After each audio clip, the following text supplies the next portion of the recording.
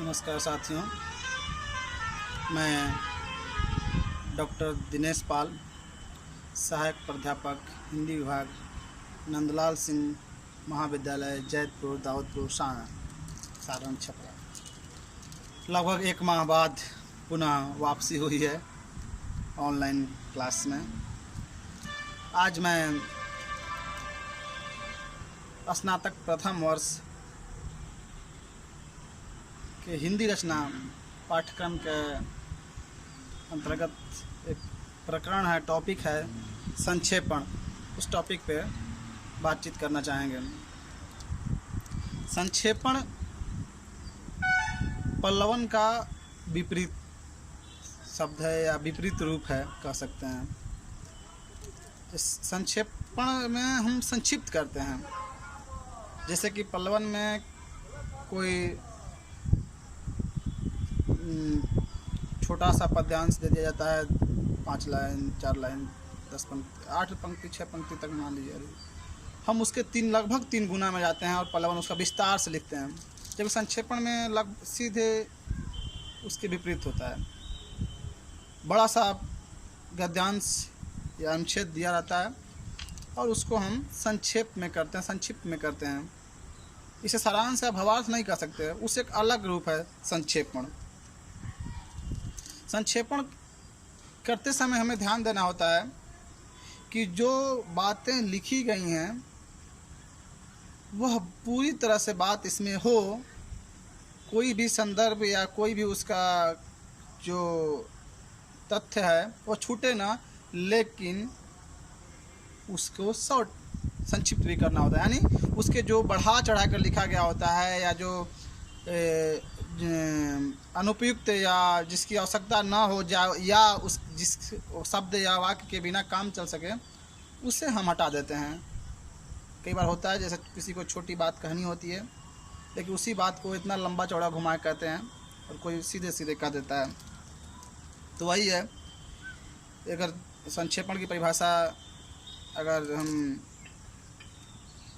इस किताब को वासुदेव नंदन प्रसाद की किताब के अनुसार कहें तो लिखते हैं 3 लाइन में, किसी विस्तृत विवरण, सविस्तार व्याख्या, वक्तव्य, पत्र व्यवहार या लेख के तथ्यों और निर्देशों के ऐसे संयोजन को संक्षेपण कहते हैं जिसमें अप्रासंगिक, असंबद्ध, पुनरावृत्त, अनावश्यक बातों का त्याग और सभी अनिवार्य, उपयोगी तथा मूल तथ्यों का प्रवाहपूर्ण संक्षिप्त संकलन है। यानी किसी बात के बार बार पुनरावृत्ति हो या उसे बढ़ा चढ़ा कर अतिशयोक्ति अलंकार में उसे कहा गया हो या उसमें क्या उसे बोले हैं, अपनी वाक्पटुता या भाषिक पकड़ दिखाने के लहजे से भी कई बार लेखक उससे थोड़ा लंबा कर देता है। तो उससे उन सारे उपसर्ग या अलंकार या बढ़ा चढ़ा की जो बातें की गई हैं उसे काट कर हम संक्षिप्त रूप उसका करते हैं। वही संक्षेपण है। संक्षेपण के जो मूल गुण हैं उसमें होना चाहिए पूर्णता।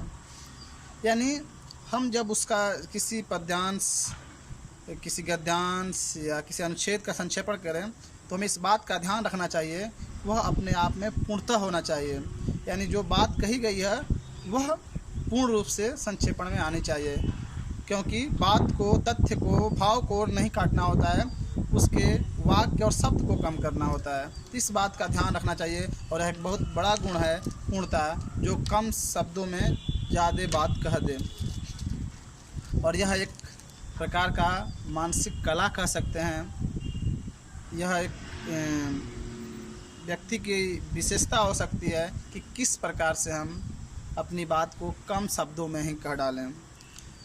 दूसरा संक्षिप्तता, यह भी एक गुण है संक्षेपण का। संक्षिप्तता यानी अपनी बात को संक्षिप्त में कहना, यानी कि जो दिया गया परीक्षा में जो दिया गया अनुच्छेद होता है या पद्यांश होता है या गद्यांश होता है उसको कितना संक्षिप्त में हम उसे लिख सकें, यह संक्षेपण का बहुत बड़ा गुण माना जाता है। स्पष्टता, संक्षेपण करते समय यह भी देखना चाहिए, उसका गुण है संक्षेपण का कि बात स्पष्ट होनी चाहिए, न कि हम ऐसा संक्षेपण कर दें कि सामने वाले को उसका विस्तार भी पढ़ना पड़े, यानी बिना विस्तार के उसे बात समझ में ना आए, तो वह संक्षेपण किसी काम का नहीं।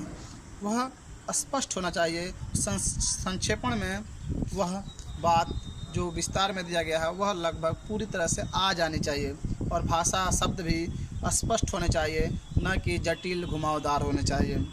इसीलिए गुण और है भाषा की सरलता।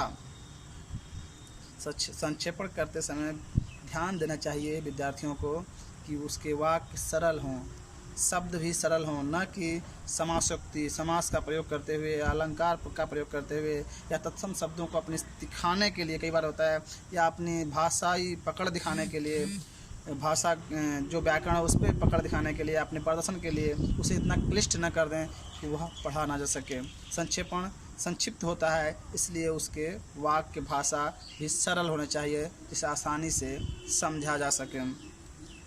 शुद्धता तो सबसे ज़रूरी है। संक्षेपण करते समय ध्यान देना चाहिए कि वाक्य भी शुद्ध हो, शब्द भी शुद्ध हो, और जो दिया गया उसमें भाव या विचार है वह भी शुद्ध हो। ऐसा नहीं कि हम उसे संक्षिप्त करते हुए कुछ ऐसे उपसर्ग या प्रसर्ग को काट दें जो अनर्थ हो जाए या उससे विपरीत हो जाए, या कहा कुछ और गया हो और हम संक्षेपण में कह कुछ और जाएं। इससे भी बचना चाहिए, कहीं ऐसा ना हो जाए, इसका भी हमें बखूबी ध्यान रखना होगा। प्रवाह और क्रमबद्धता। संक्षेपण करते समय विद्यार्थी को ध्यान देना चाहिए कि जो हम संक्षिप्त कर रहे हैं, जो संक्षेपण कर रहे हैं, उन पंक्तियों के बीच, उन शब्दों के बीच एक प्रवाह हो, वह गतिमान हो और वह क्रमबद्धता होनी चाहिए, न कि कहीं का कहीं।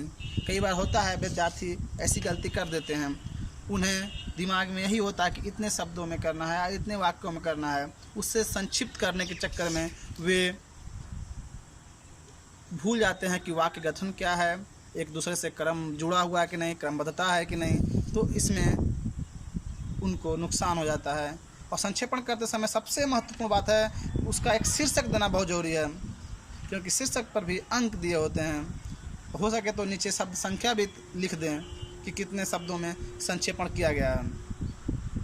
मूल्यांकन करते समय अध्यापक इन बातों का ख्याल रखता है। उसे हर शीर्षक पर भी कुछ अंक देने होते हैं।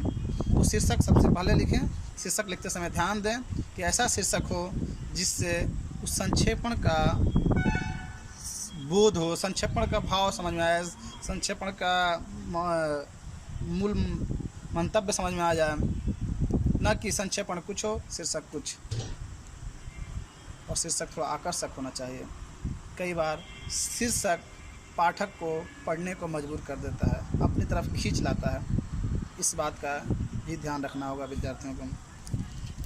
संक्षेपण करते समय तमाम बातों को ध्यान रखना चाहिए, उसके नियम, मतलब कि कुछ बातें, निर्देश जो विद्यार्थियों को दिए जा सकते हैं जिसपे कि उनका संक्षेपण टिके।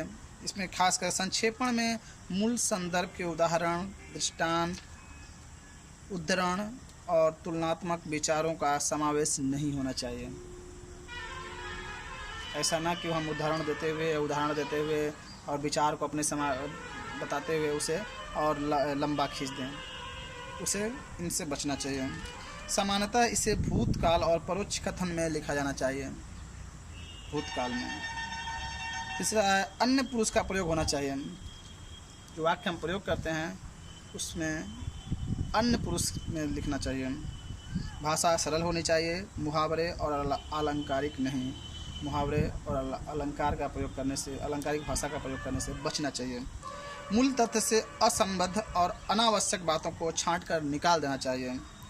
आरंभ अथवा प्रथम वाक्य ऐसा हो जो मूल विषय को स्पष्ट कर दे, लेकिन इसका अपवाद भी हो सकता है।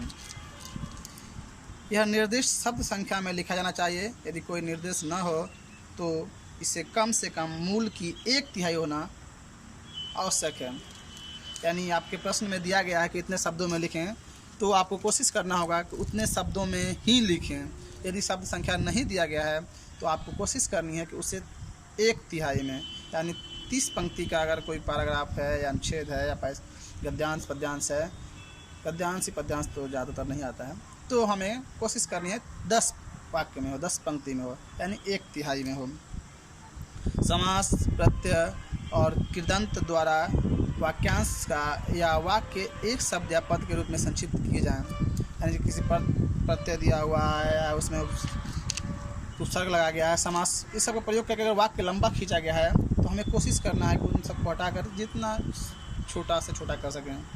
और संक्षेपण करते समय विद्यार्थी को अपने विचार उसमें नहीं डालने चाहिए या दिए हुए विचार का खंडन नहीं करना चाहिए। जिस रूप में लिखा गया है उसी का संक्षिप्त कर देना है, न कि उसमें अपना विचार डालना है। इन बातों को ध्यान में रखकर ही विद्यार्थी को संक्षेपण करना चाहिए, तभी वह सार्थक संक्षेपण माना जा सकता है। धन्यवाद।